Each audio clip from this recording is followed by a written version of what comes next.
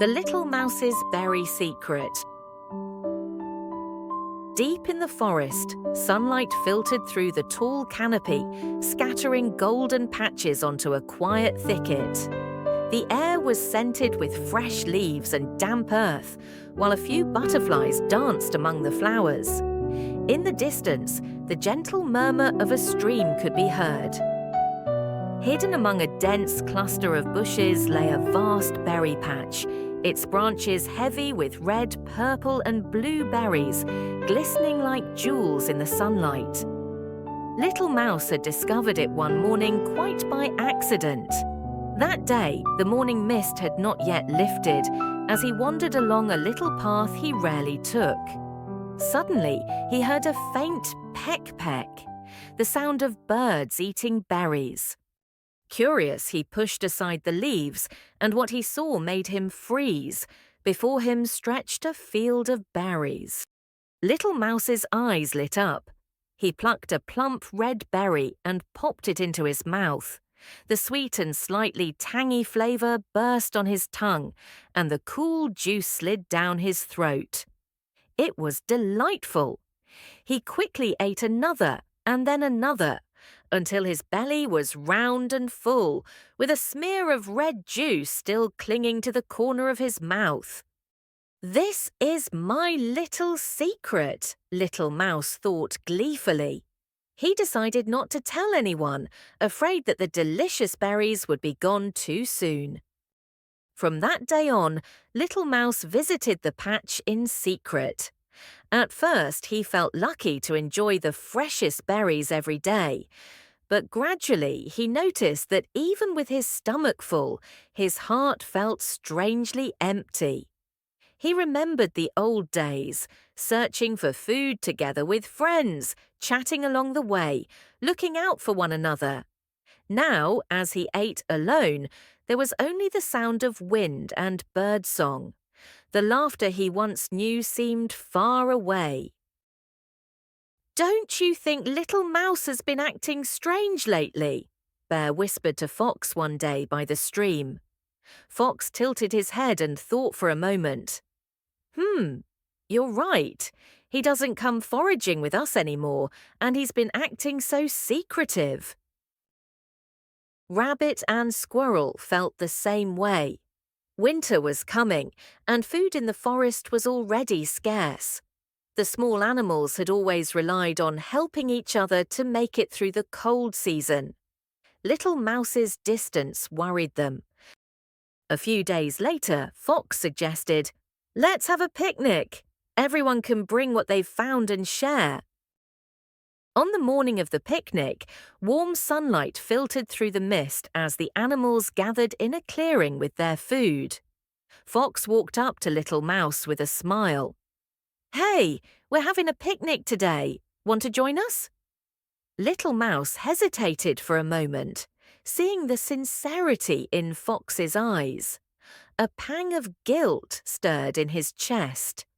After a pause, he nodded. That morning, he secretly picked a small basket of berries from his hidden patch and brought them along. In the clearing, Bear had honey and nuts, Rabbit had crunchy carrots, and Squirrel brought dried fruit and mushroom chips. When Little Mouse placed his berries on the cloth, his friends exclaimed in delight. For the first time, he realized that berries tasted sweeter when shared with friends than when eaten alone. That night, as Little Mouse lay in bed, he could still hear the laughter from the picnic echoing in his ears. He thought about the quiet meals in the berry patch compared to the warmth of everyone chatting together on the picnic cloth. He made a decision. The next day, he led Bear, Fox, Rabbit and Squirrel down a winding path to the berry patch. When the leaves were pushed aside, the red, purple and blue berries sparkled in the sunlight like a field of jewels. "Wow, so many berries!" Rabbit gasped. "This is amazing!" Squirrel bounced excitedly. Right then and there, they spread out the picnic cloth and divided the berries into little baskets, pairing them with honey, nuts, and wildflower tea. Songbirds sang in the branches, rabbit danced in the grass, and laughter rippled through the forest. Fox bit into a berry and smiled. "These taste even sweeter than I imagined, because we're eating them together." Little Mouse's eyes shone. "That's right.